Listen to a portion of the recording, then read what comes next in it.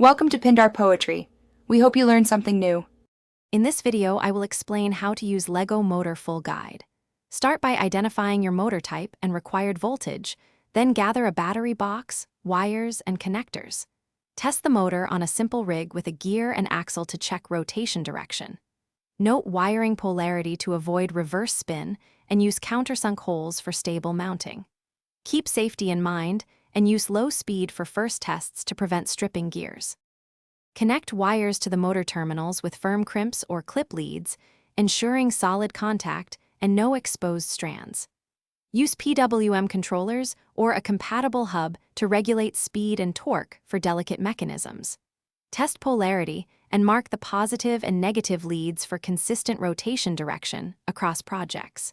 For wireless control, pair the hub and verify range before sealing the model. Always power on briefly to confirm correct behavior. If you're enjoying this guide, please subscribe and like to support the channel. Quick recommendation: a book that can truly change how you think about money is The Simple Path to Wealth, and it pairs nicely with DIY hobby budgeting or planning larger builds.